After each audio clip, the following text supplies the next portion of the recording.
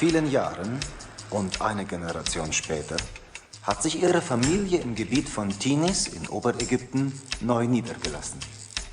Hier versucht eine kleine Gruppe lokaler Regenten, ihren Einfluss über Unterägypten und das Land längs des Nils auszuweiten, um das gesamte Gebiet unter ihrer Herrschaft und mit einem obersten Führer zu vereinen.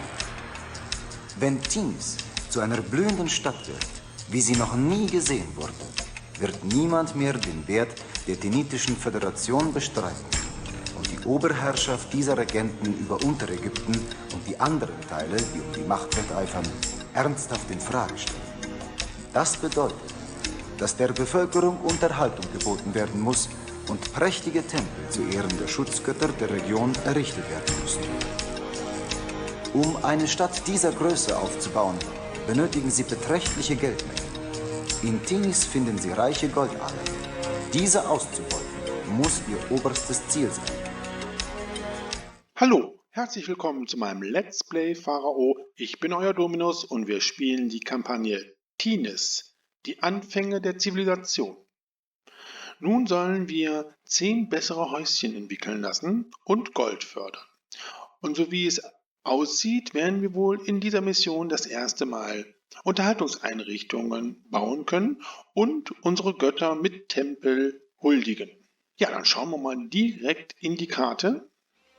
Ja, wir bekommen direkt die Information über Goldabbau und Kriminalität, also der Bau von Goldminen, dass wir dafür einen Palast brauchen, wo das Gold gelagert wird und dass, sobald wir Geld generieren, die Kriminalität steigt und wir Polizeiposten bauen müssen. Mehr dazu in meinem Tutorium Attraktivität und Unterhaltung sowie Produktion für Pharao. Wir gehen mal in den Pausenmodus und schauen uns die Karte an. Wir haben hier das Goldvorkommen, gekennzeichnet durch diese Goldnuggets. Hier haben wir Strauße, das heißt, wir können wahrscheinlich Wild herstellen. Da schauen wir mal direkt hier.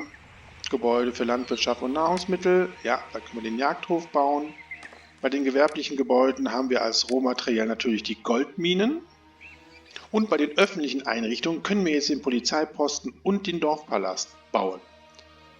Im Nachgang ist noch zu erwähnen, dass bei der Kampagne Noob auch das Architekturbüro freigeschaltet wird. Allerdings waren wir schon so schnell mit der Kampagne fertig, dass dieses gar nicht mehr auftauchte. Zusätzlich ist bei unseren Aufsehern jetzt hier auch der Aufseher der Silos freigeschaltet. Ja, wir werden unsere Stadt hier errichten, damit wir hier den Zugang zu den Goldlagerstätten haben. Und hier können wir dann entsprechend Nahrungsmittel produzieren. So, ich habe unsere kleine Stadt Tinis jetzt mal errichtet. Wir haben hier in der Mitte wieder unsere Dienstleistungsgebäude. Ich habe auch schon direkt den Dorfpalast gebaut und Feuerwache, Architekturbüro und Polizeiposten. Ja, wir benötigen Arbeitskräfte, das ist klar. Ja, und beidseitig haben wir die Parzellen ausgewiesen. Und unsere neuen Bürger wandern schon fleißig in unsere Stadt ein. So, wir werden auch schon direkt die Zisterne bauen,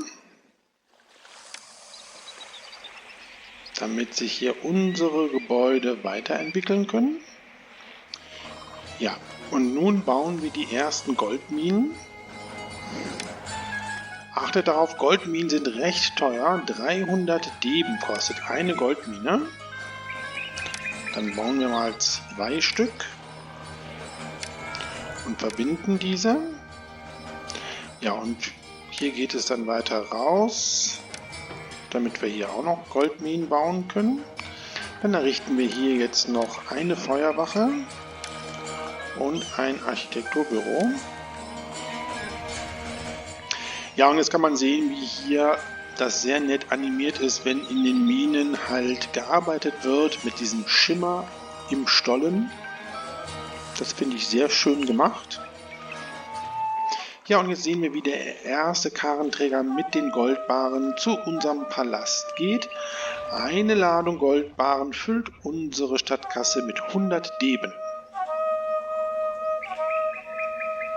Und jetzt, wo wir etwas Geld verdienen, werden wir mal einen Jagdhof bauen. Und wir errichten das Silo.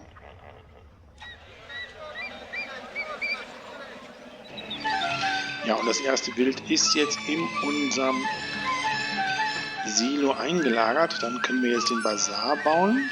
Ja, bevor wir den Basar bauen, können wir unsere Götter verehren, indem wir die Tempel errichten.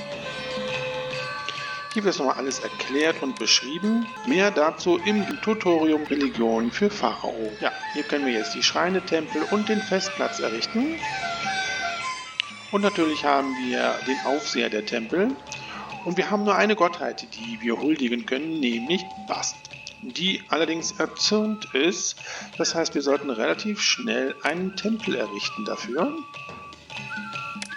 Das machen wir. Der passt genau hier rein. Ja, und dann richten wir jetzt auch den Basar, den ich so dringend brauche. Der kann hier hin.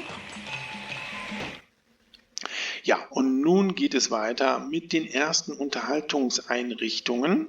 Auch hier wird alles entsprechend beschrieben, was wir machen müssen. Mehr Informationen unter meinem Tutorium Attraktivität und Unterhaltung für Pharao. Wir können jetzt eine Bühne und eine Jonglierschule bauen und der Aufseher der Unterhaltung ist freigeschaltet. Bevor wir jetzt Unterhaltungseinrichtungen bauen, benötigen wir erstmal neue Bürger. Deswegen habe ich den Basar gebaut, damit sich unsere Gebäude weiterentwickeln können. Ja, und unsere Entwicklung geht jetzt hier weiter. Ich hoffe jetzt auf neue Bürger, damit wir unsere Unterhaltungseinrichtungen bauen können. Ja, und da kommen auch schon unsere neuen Bürger. Ja, und wir sehen, wir haben genug Arbeitskräfte. Da baue ich jetzt erstmal nochmal eine Goldmine.